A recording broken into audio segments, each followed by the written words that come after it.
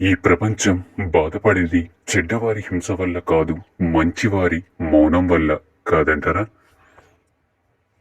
ఒక చిన్న దీపం కూడా చీకటిని ప్రాలదొల్లగలదు. కాబట్టి మీరు దయతో చేసే చిన్న పనైనా సరే దుఃఖాన్ని తొలగించగలదు.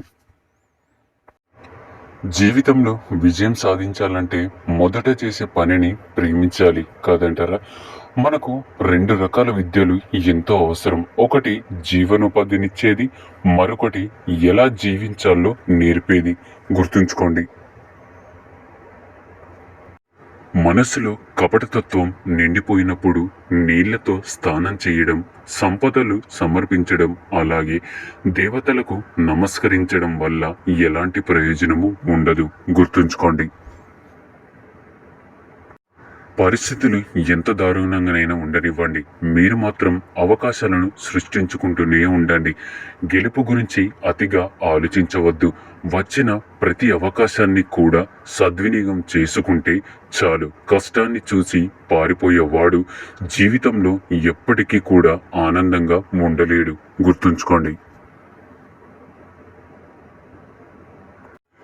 మన మీద మనకుండే నమ్మకం మన శత్రువులను భయపెడుతుంది. అదే మన మీద మనకుండే అపనమ్మకం శత్రువుల యొక్క బలాన్ని రెట్టింపు చేస్తుంది.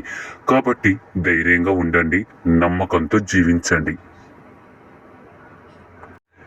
ఎప్పుడు కూడా సమస్య ఎదురైనప్పుడు మౌనం కంటే మాటలే ఎక్కువగా పనిచేస్తాయి అనుకున్నప్పుడు మాత్రమే మనం మాట్లాడాలి.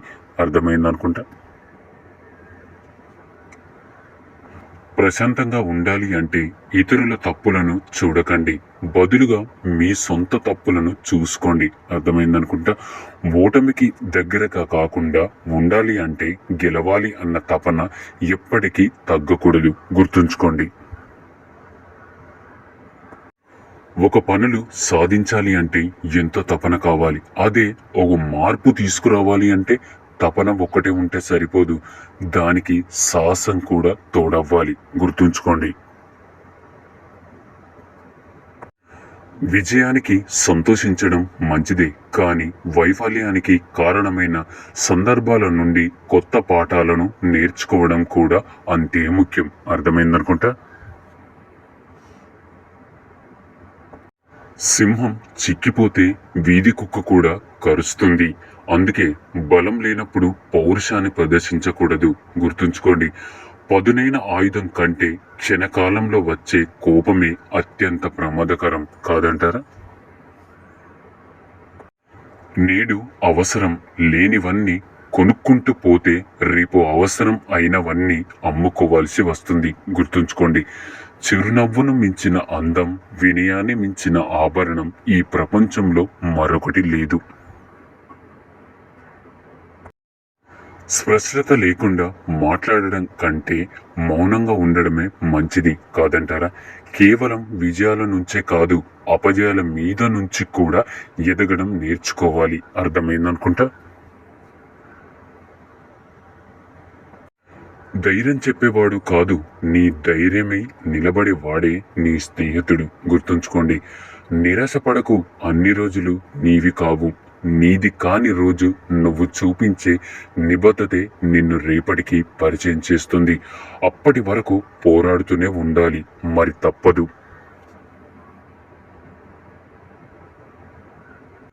నమ్మకం కోల్పోయిన క్షణాలకి ధైర్యం చెప్పడం మర్చిపోతే అవి దారి తప్పడం నేర్చుకుంటాయి. జాగ్రత్తగా ఉండండి. గాయపడిన ప్రతి మనసు వెనక మూగబోయిన మాటలు ఎన్నో ఉంటాయి కాదంటారా?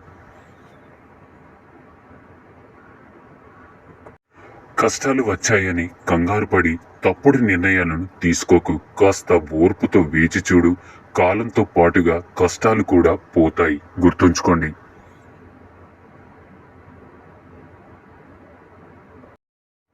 ఓటమి ఎరుగని వీరుడు కన్నా ఎన్నిసార్లు ఓటమి ఎదురవుతున్నా వెనుకడకు వెయ్యకుండా నిలబడే వాడే గొప్పవాడు. మీకు జరిగిన గాయం చిన్నదైనా పెద్దదైనా గాయాన్ని మర్చిపోండి, కానీ దానికి గల కారణాన్ని కాదు. గుర్తుంచుకోండి.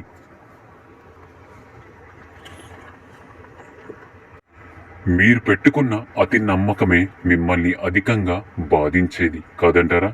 మీ వెనుక లక్షల ఆస్తి లేకుంటే అది మీ తప్పు కాదు, కానీ మీ ముందు ఎలాంటి లక్ష్యం లేకుంటే మాత్రం అది ఖచ్చితంగా మీ తప్పే. గుర్తుంచుకోండి.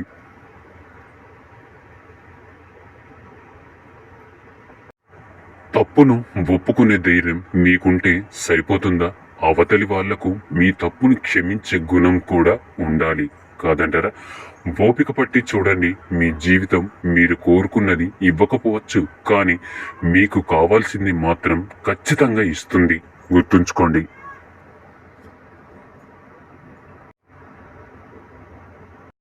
జీవితంలో గెలవాలి అంటే కొన్నిసార్లు దేన్నైనా భరించాలి, మరికొన్నిసార్లు దేనికైనా తెగించాలి, కాదంటారా? మీ గమ్యాన్ని చేరాలంటే మీ వెనుకున్న బలగాన్ని కాదు, నీలో ఉన్న బలాన్ని నమ్ముకో. అర్థమైందనుకుంటా.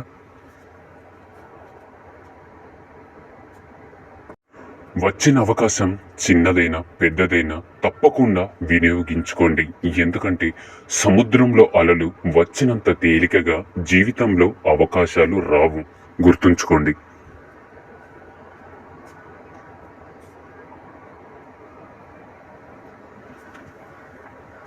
కొన్నిసార్లు కోరి తెచ్చుకుందే కొంప ముంచుతుంది, కోలుకోలేని దెబ్బకు దారితీస్తుంది. కాబట్టి జాగ్రత్తగా ఉండండి. కొన్నిసార్లు ఓడిపోయినట్లుగా నటించండి. ఎందుకంటే ఎవరి మనసు ఎలాంటిదో తెలుసుకోవడానికి కొన్నిసార్లు ఎదుటి వారిని తెలుసుకోవడం మీ విజయం అవుతుంది. గుర్తుంచుకోండి. జీవితం గురించి ఒక్క మాటలో చెప్పాలంటే కళ్ళకు నచ్చింది చేతిలో ఉండదు, మనసుకు నచ్చింది జీవితంలో ఉండదు, కాదంటారా? కన్నీళ్లు ఎప్పుడు కూడా కన్నవారి కోసం రావాలి తప్ప కాని వారి కోసం కాదు. గుర్తుంచుకోండి.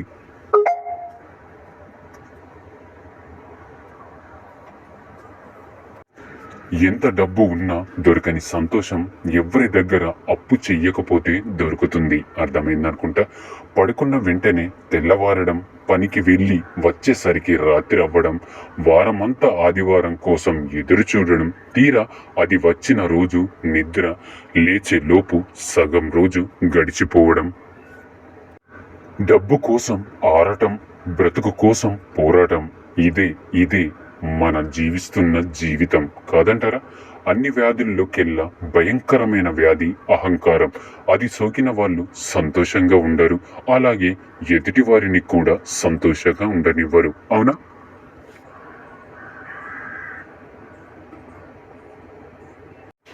తట్టుకునే ధైర్యం ఉంటేనే నిజాన్ని తెలుసుకోండి, లేదంటే ఆనందంగా అబద్ధంతోనూ బ్రతికేయండి. అర్థమైందనుకుంటా.